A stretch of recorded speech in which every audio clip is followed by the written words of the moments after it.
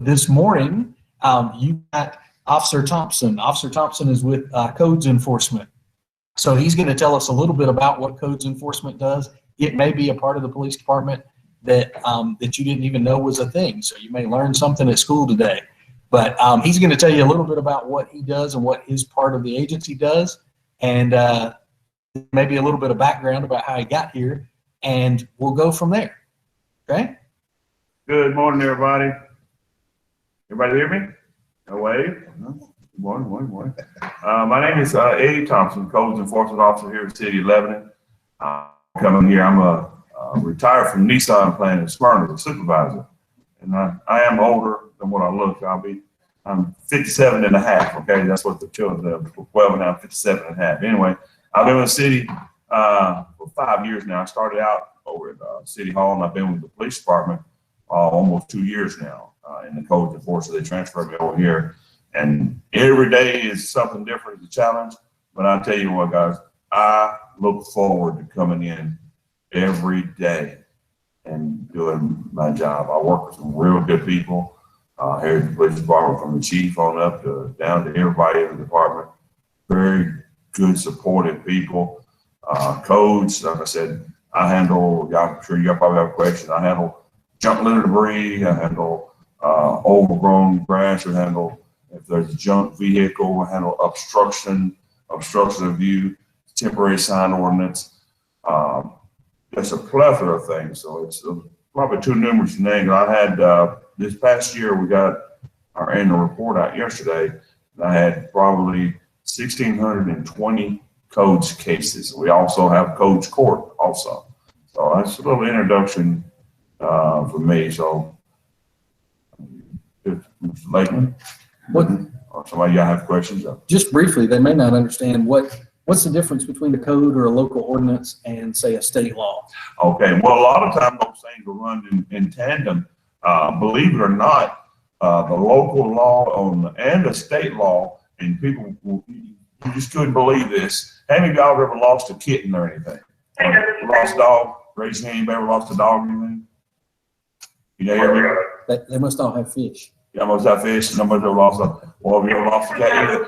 And I said this. There was a young lady that had lost a kitten once, and she had probably 40 little signs she made up and put on light poles. And that is not only a state law, it's a local law that you're not allowed to put anything to a light pole, not even a shade tree.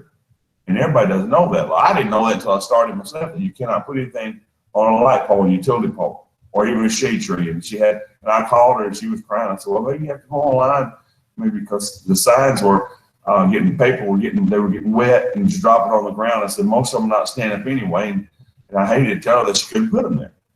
So those basically run the state law, and it's called the International Property Building Code. So we go over that also, which is the international code. So where the state law and the local law says that every building within the city limits has to have a number as to where you can visually read it from the road. Like on your property, your house, or whatever you have, it has to be numbered. That's a state law and a local law. Good. So basically, part of what keeps the city looking good is the fact that we have codes and we have specific things that people can and can't do. And Codes Enforcement is the part of the agency that goes around and takes care of that. Before we get into something else, does anybody have questions about what that part of the agency does?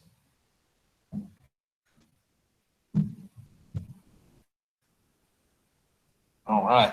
So let's talk a little bit about maybe education and training. What kind of training or certifications would you have to be a Codes Enforcement officer? We go down to places called Bell Buckle, Tennessee, and where we get certified in a lot of property management and building codes, and because it is pretty, you have to be able to know your a citizen when you go out into town. Say for instance on grass, residential grass inside the city limits can only be 8 inches tall, and then for commercial is 12 inches. And believe it or not, yes, I do have people in the city that will come out with a tape measure or ruler and would challenge me. One guy, I was sitting in the truck and he said, "Oh no, mine is not 8 inches tall. It's not 8 inches tall. You're wrong. You're wrong." Because my partner had written him a citation because he'd been on that 3 times. So I think he said, "No, it's not 8 inches tall. It's not. This is his personal yard." So he said, "I'm gonna get my tape measure." He measured. It was 14 inches tall. So, so you have to be trained. You have to have a good eye also. If you notice, I have my glasses on. I never wore glasses until I started in the city. And because you have to be pretty precise in knowing numbers, knowing your figures, and basically most of it in codes is you have to be a people person. You have to treat people with utmost respect and kindness. Because you never know who you're dealing with. Not only that, you just have to treat people with the utmost respect. You want to treat people, and if I see a lady out, I'll treat them the way I want somebody to treat my own mom. Working with the people also. Yeah. I used to play a game when I was in patrol that when I was writing somebody a ticket, my goal was at the end of the traffic stop to get them to thank me for the ticket. Right. Which seems stupid. Seems like nobody would ever do that. Right. But the way you talk to them, you can get people to say thank you after a traffic stop. Right, exactly. It's kind of like dismissing somebody from a job. You're the best one I've ever had. I appreciate what you've done. Gotta let you go. That's so it. Anyway, I really enjoy it every day, guys. Do y'all have any questions for me at all? Doesn't have to necessarily be codes enforcement. Anything long.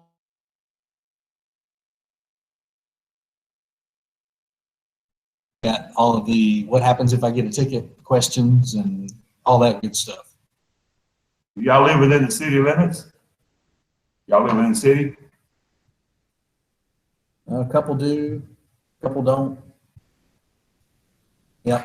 Oh yeah. So if you live out in the county, you will not ever see me out there. Okay. I only stay inside the Lebanon city limits. We get a lot of complaints from people who live in the county, and I have to unfortunately let them know that that's not us. There was one guy, I think maybe 30 junk vehicles in his yard, and he was just across the street from the city limits, and we couldn't do anything to him. They're not junk. I'm fixing them up. They're fixing them up. Yeah. All 20 of them who hadn't been touched in 10 years. That's right. There's a tree growing out of the engine part. Growing out of the engine part, yeah.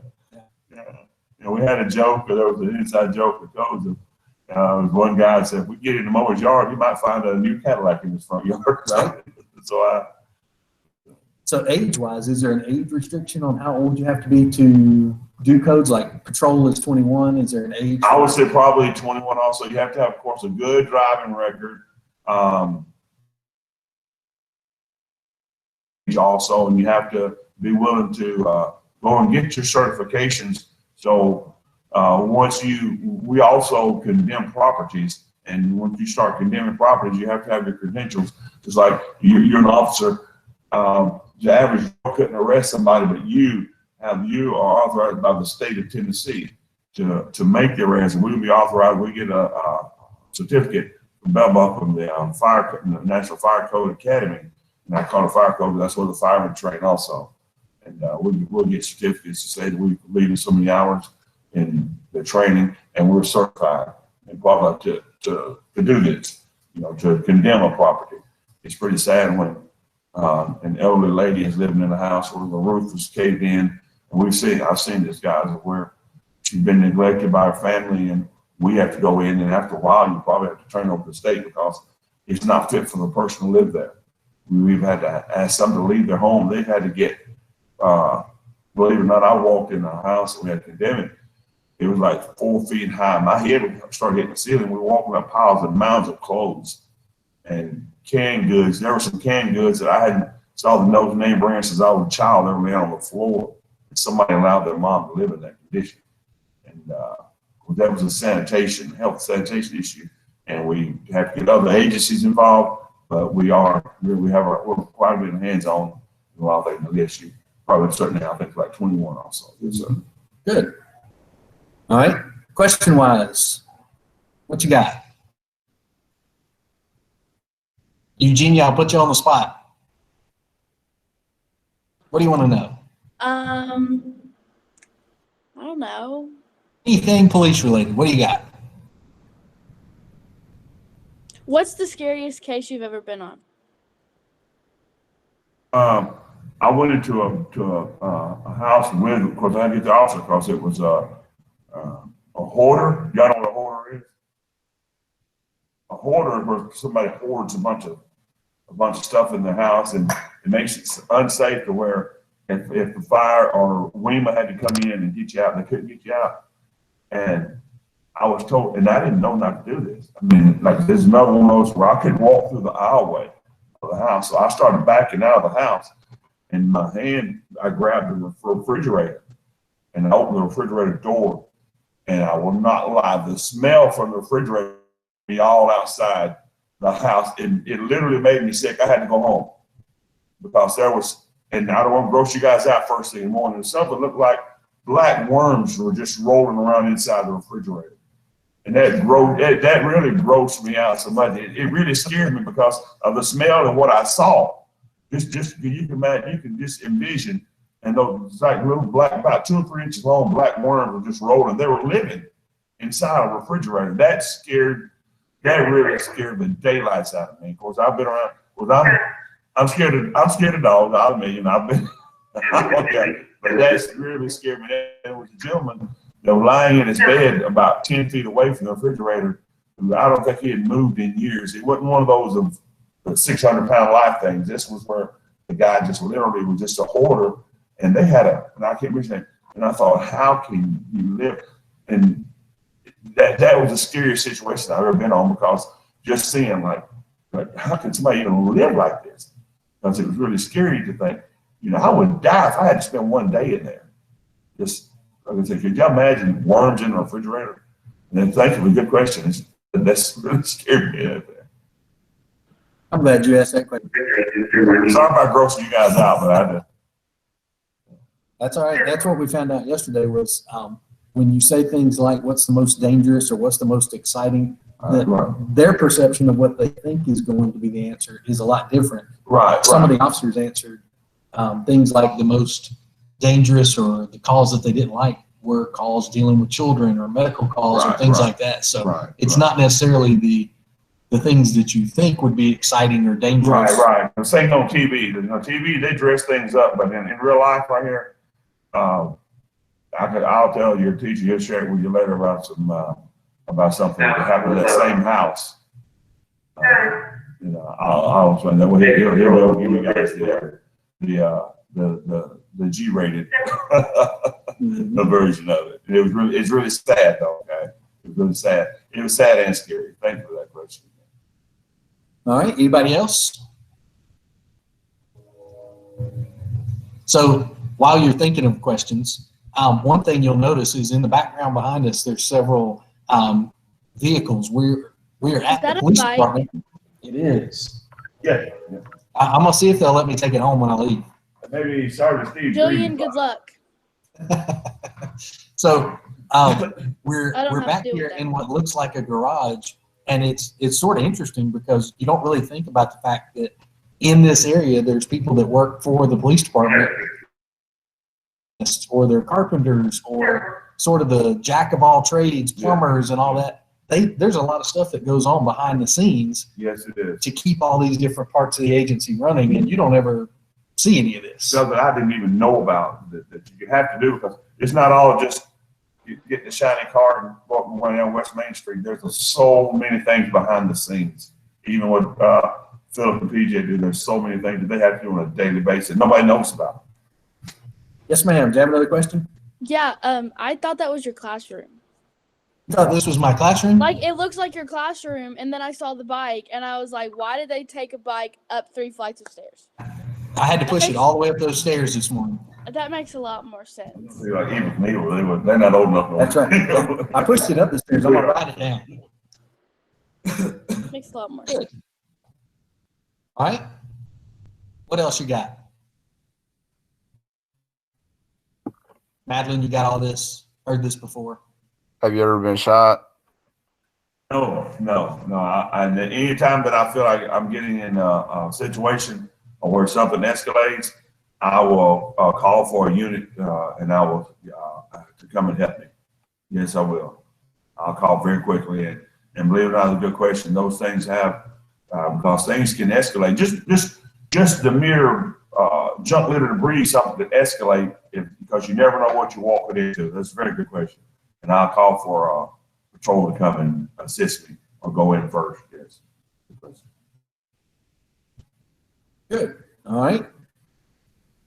What else you got?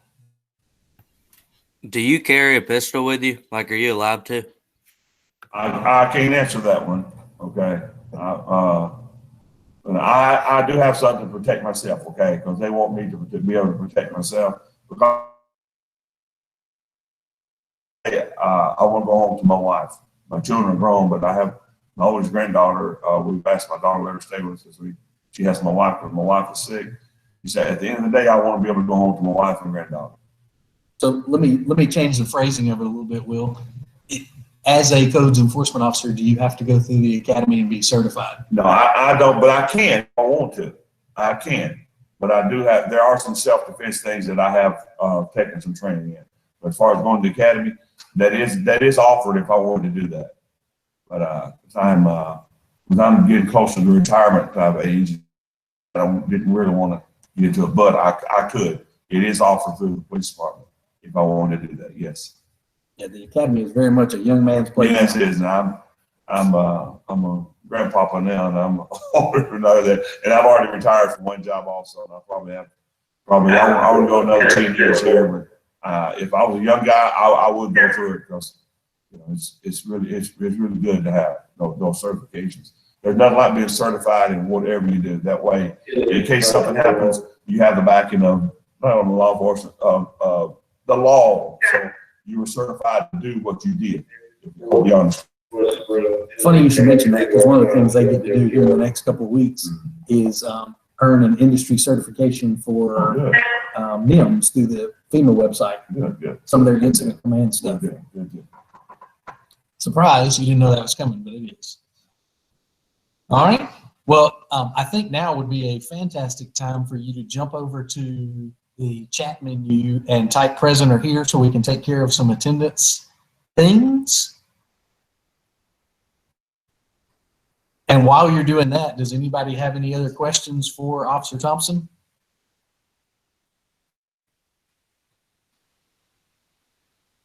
All right. Because believe it or not, as nice as he was to come in here and talk to you, he actually does have a job. So I'm sure he has things on his list of stuff to do today. So we're not going to tie him up all day. Because I got a meeting about a fence ordinance at 9 o'clock. And then we have dilapidated fences also. So I was in Lebanon. If you see a fence that doesn't look good, give Philip a call. Philip call me.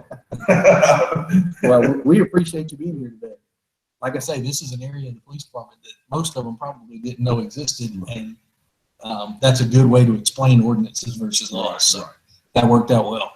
Enjoyed you guys. Y'all have a good rest of the day, everybody.